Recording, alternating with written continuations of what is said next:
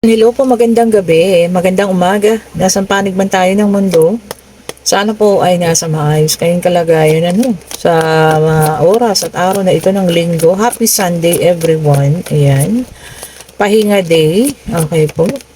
Ayan. At talagang nagpahinga tayo ngayon. Um, May mga nagpapareading pero sabi ko sa Martes na lang at saka bukas. Ayan. Kasi po talagang nakaramdam naman ako ng pagkapagod. Ayan. Kaya sabi ko ay pwedeng bukas na lang. Okay naman sa kanila. No? And sa mga ano po nag-order bukas po ang ating pa-JNT. At sa mga may gusto pang humabol po magpapak na ako mamaya after ng reading na ito. No? Para po bukas ng umaga, maaga tayo sa JNT. Ayan. Hindi mga nasa abroad po, mga nag-order pa-abroad. Ayan, pa-France. Pa-Italy. May Italy na naman. Dumalaki ang pamilya natin sa Italy Salamat po. Ayan.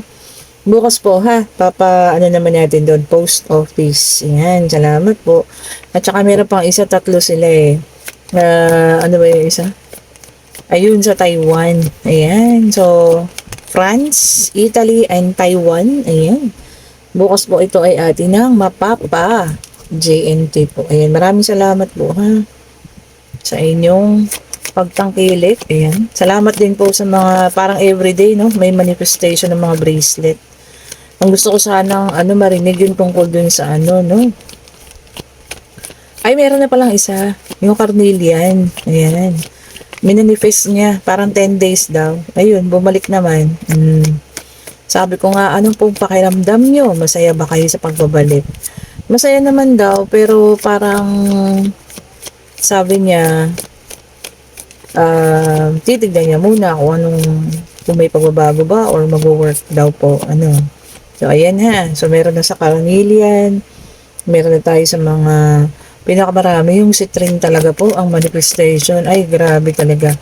Kung makikita niyo ang aking messenger, ang dami talaga nilang manifestation na natanggap sa trabaho, nakapag-abroad, may natanggap na pera, nanalo sa loto, mga ganyan, mga loto sa abroad na nanalo. O, diba? Swerte. Congrats po Sabi ko nga, ayan po mga ating lucky charm. Ano lang po yan ang tawag to, instrumento. Pero ang ating pananalig sa Panginoon pa rin po ang pinakamahalaga. Huwag niyo kakalimutan yan Okay po. Ayan. Ano pa ating nakukuha? Meron tayong King of Cups, meron tayong The Empress, meron tayong The Hangman, meron tayong Titong Ten of Pentacles. Ayan. Okay, tingnan pa natin. Bigay niyo pa po sa amin ang kukumpleto sa ating 4 spread cards. Ayan. Maganda sana talaga yung talagang super flip talaga sila. Ayan. Kung sino po palang gusto ng private reading para sa Martes ayan, magpa-schedule na kayo. Kasi bukas meron na tayong mga nakaschedule. Yung mga gusto ng Martes, ayan. Tawag dito, 9 a.m. onwards na po, Yan, pwede kayo mag-schedule na sa akin ngayon, Yan.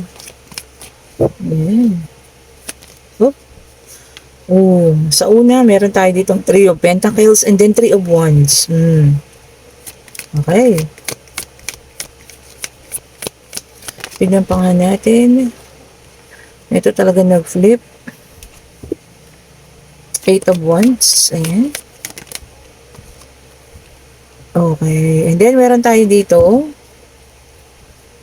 8 of Pentacles. Okay. So, kompleto na. Ayan So, meron tayo ditong parang pakiramdam niya, nakabitin. Ayan. Talunan. Ayan po, Parang pakiramdam niya, siya ay hindi nagwagi sa kung ano man ang kasi parang magkaroon ng dito third party situation. Ayan. Lumabas kasi ang ating The Empress. So ito nagkaroon ng pag-uusap. Ayan. Pagpili. Ayan po At siya ay tuluyan talagang tinalikuran. Ayan. So meron talaga ditong sa inyo, ayun kung di naman po sa inyo sa ngayon, ang nakakaramdam na parang kayo ay talunan. Okay po, na para talagang kayo tinalikuran, ano, na kayo hindi pinili. O, ayan ha. Ano man, ano, kung talagang ganun ang pangyayari na kayo yung hindi pinili, no, kayo, siyempre talagang ganun po, mararamdaman ninyo yung parang kayo ay natalo. Okay. Kasi, syempre, masasabi rin natin ang pag-ibig ay parang kompetensya, no? Kung nakahanap pa yung isa at kayo yung hindi napili, talagang yun ang magiging pakaramdam ninyo. Pero wag ka pong mag-alala ha. Hmm. Sa aspeto man ng pag-ibig, hindi ka nagwagi, pero nakikita ko po rito movement, ayan, pagbabago. Ayan ha. Matapos ang pakiramdam na para kang talunan, para kang nakabitin, ano, para kang walang pangyayari. Ito na ang kasunod ha. Dito naman tayo sa financial. Kung nakikita mo maraming parating ha. Ayan, tapos dito nagsisipag sa pagtatrabaho. O maaari pong ang mga financial na to ay makukuha mo sa sipag sa trabaho. Kaya yan sila lumabas ha. Mga incentive, bonuses, ayan, pagkilala sa galing mo sa trabaho mo. Kaya makakakuha ka ng kung ano man yun, no? Rewards. Ganyan po ha.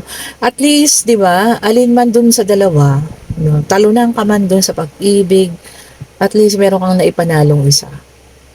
Ang hirap ano kasi hindi ko alam kung bakit hindi talaga ewan ko baka meron namang iba ha, na pwedeng sabay na okay yung financial mo, okay din yung love life mo, no? Sana lahat ganun, ano? Pero hindi merong iba talaga na ano, malas dun sa isa, pero napakaswerte naman dun sa isa. O, di ba? Kung ano man yun, ano, na sobra talagang nakasakit sa'yo at talagang feeling mo ngayon, isa kang talunan, ayan, matatapos din yan ha. At magkakaroon ng pagbabago yung buhay mo. Ikaw man yung tinalikuran, ikaw man yung iniwanan, ano. Bangon lang, laban lang ha. Patuloy lang sa pagbangon sa buhay. O, di ba? Mas maganda, ayusin mo yung financial status mo. Ayan. Para ano, 'di ba? Mas madali ka maka-move on kapag ka maayos ang financial status, aminin man sa hindi po ha. Mas madali pong maka-move on. And then meron tayong ano ba yan? Six of Cups. It says water sign, Cancer, Scorpio, and Pisces. Ayan. Sabi niya rito, happy memories. Wag mo raw kalimutan. Di ba? Huwag kang kakalimutan yung happy memories, ano. Pero kung dapat nang bitawan, bitawan na po ha. Especially kung ganito na, no? Na talagang wala Talagang ikaw na yung hindi pinili. Kumbaga talagang pinakita na sa'yo no, na hindi ikaw yung gusto niya makasama habang buhay. 'Di ba? So happy memories na lang 'yun. Kumbaga alaala na lang po. So bitawan na po, iwanan na. Ayan, hangga't kaya mo na, no? Kung kaya mo na, iwan na po siya, ha? Siguro wala na tayong magagawa kahit na ilang beses pa kayo magmakaawa. Pero sana huwag yung gagawin, ha? Bigyan pa rin natin ng pagpapahalaga yung ating sarili. Okay, and then meron tayong King of Swords. Ayan.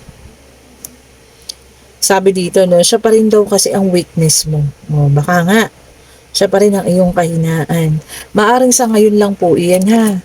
Kasi nga kung bago pa lang ito sa inyo, no?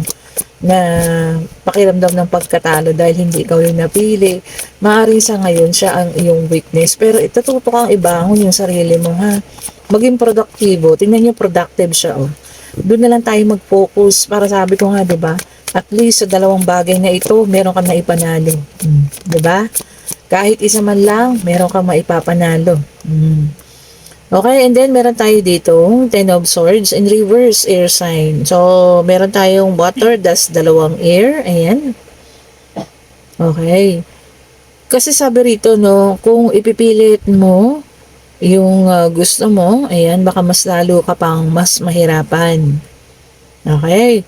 Pero kung kailangan, at sabi dito, no, kung kailangan dapat mag-recover ka na, and dapat po healing process. Tama naman.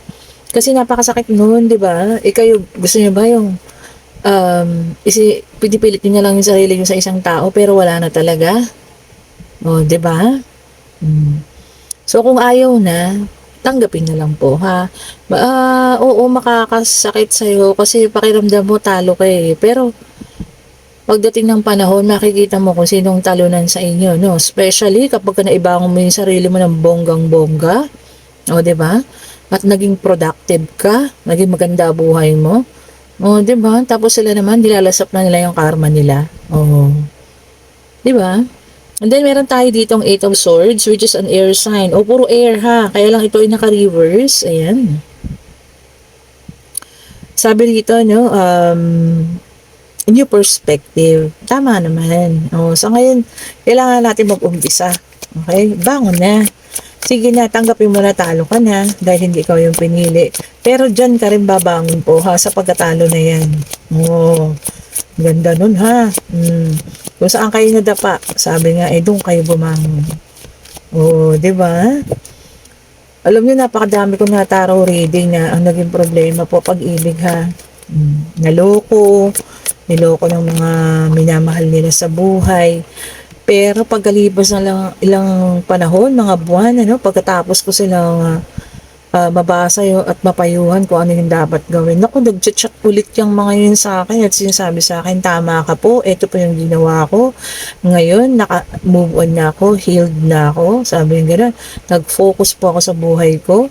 Oh, sila po ngayon, hindi ko na alam. Wala na rin po akong pakialam. Oh, diba? Kaya niyo ba yun? Then, meron tayong the Empress, which is an earth sign. Ayan. Kung kinaya ng mga taong yun, syempre mas kakayanin mo, no? Kung ikaw yung nasa situation na ito. So, ito naman ha, para sa ilan. Or maaari ito ay sa'yo pa rin. O, di na nga, pagkatapos ng unos, sabi rito, no? Abundance is coming.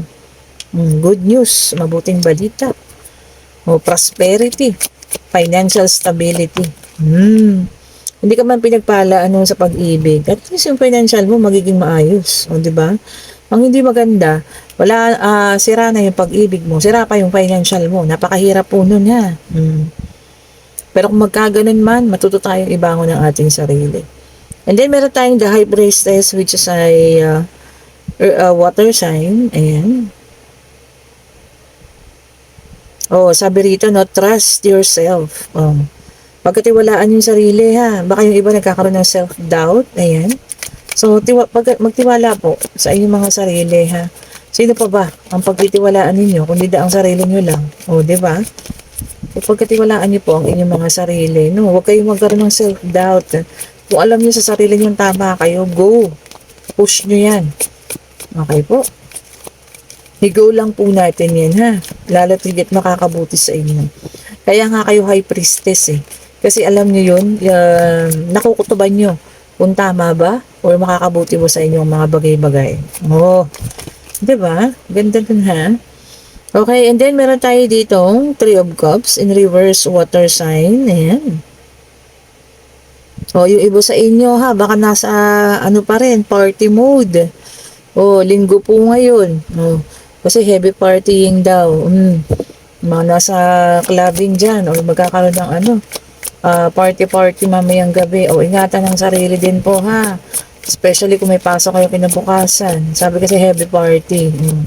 Baka malasing. Yung sobra, no? Ingat-ingat po ha. Alam niyo naman, sinasabi ko lagi, ang lahat ng sobra ay hindi po nakakabuti ha. Okay, eto na. Tingnan natin. Oh, ito na ang fire sign, the judgment. Oh, sabi rito, no? A new phase, panibagong yugto. A new phase. Oh, yung iba sa inyo, no? Baka dadaan na sa panibagong yugto ng kanilang buhay. Iiwan na, no? Ang mga sakit at hinagpis ng mga nakaraan. Ayan na, nandiyan na sa panibago. Uy, ang ganda, 2 beses na ba? 10 of Pentacles. Oh, baka marami tayong kapirahan ngayong linggo to ha. Magsubi po. Oh. Wealth, financial stability. Ayan. Tapos meron din domestic love. Oh. Pagmamahalin, magmumula sa bahay, no? Domestic love. Oh, ganda no, no? At least, hindi lang financial. So, ayan ha. Kung kayo man yun, magkakaroon ng malaking financial, ayan, isubi yung iba. Para sa mga araw na tagtuyot, ika nga, no? Meron tayong madudukot. Then, meron tayong Three of Swords, air sign, ayan. Hindi pa rin mawawala. Ito na nga, heartbreak. 'Di ba? Sakit yan ha. Kung sino man makakaranas. Ngayon, alam niyo yun, wala lang nakakaligtas sa heartbreak, ano? Common people, artista, ayan, politiko. 'Di ba? Nakakaranas ng heartbreak. Talagang kapag ang isang tao ay umayaw na sa'yo nang hindi mo inaasahan, ano, ng biglaan, yan talaga, sobrang heartbreak yun. Kasi wala ka man lang clue, hindi mo man lang naramdaman na ayaw na pala. Tapos bigla na lang sasabihin, aalis na, iiwan ka na. Oh, 'di ba? Talagang dun ka magkakaroon ng pakaramdam na, natalo ako dito sa bagay na to. Okay, and then meron tayong 12 wands, which is a fire sign. Ayan. O yung iba sa inyo, magkakaroon ng decision making. Ayan. Goals sa buhay. Ayan. Goals attained. Kumbaga makukuha na kung ano man yung ninanais ha. Baka meron talaga kayong isang bagay na talagang pinag-ipunan ninyo, no? Maaaring bahay, sasakyan, ayan, ano? Mga material na bagay. Ito yung mga goal ninyo sa buhay, no? O kaya yung talagang makatapos ng pag-aaral kahit gaano kahirap, ayan. Makukuha at makukuha daw po, ha? Galing, ano? Lalo kung nag-focus kayo sa mga bagay na ganyan. Oh. 'Di ba? Bakit naman hindi kasi makukuha? Lalo na kung pinaghirapan ninyo yan. Oh, ayan ha. Ang ganda rin ng ating mga reading for today, ha. Medyo malungkot lang din sa ating situational reading. Kung ikaw man ay nandoon sa situation na yun. Huwag kang mag-alala. Ang pakiramdam na pagkatalo po ay hindi naman iyan panghabang buhay. O, di ba? Kung matututo kang tumayo, lumaban, iikot at iikot, no, months lang yan. Pagkarapon ng mga ilang buwan, tingnan mo, ikaw na, yun nasa success. O, sumakses ka eh. O, ito na, Wheel of Fortune, o kasasabi ko lang. So, hindi lagi po kayo nasa ilalim, ha? Kaya lumabas ang Wheel of Fortune, umiikot. Okay? So, ayun po, good luck. Ayan, good karma para sa mga taong nakagawa ng kabutihan, ano? And destiny. Ang destiny kasi, hindi natin din naman matatakasan. Kung yan talaga ang nakalaan at nakaguhit na sa palad mo, no? Talagang yan at yan po ang mangyayari. Kahit pasabihin natin hindi natin gustuhin, kahit gumawa tayo ng mga bagay, kung ano man yung gagawin ng mga bagay para hindi matuloy ang hindi magandang pangyayari, wala eh. Pag naka-destiny pa po, sabi ko nga, mangyayari at mangyayari po yan. Okay, and kung kayo yung nasa situational reading, sabi ko nga, hindi iyan pang habang buhay. Okay po, kung nakakaramdam tayo ng pagkatalo sa ngayon, ano, darating ang araw na iikot ang mundo at sa'yo naman papanig ang kapalaran po. Manalig, magdasal, ano, magtiwala tayo sa Panginoon. Okay, at ito ng ating yes and no card. Pagtanong na ha, pag-ibig, financial, pangyayari. Ayan, ano, ayun na. Nagulat ako, biglang tumalon.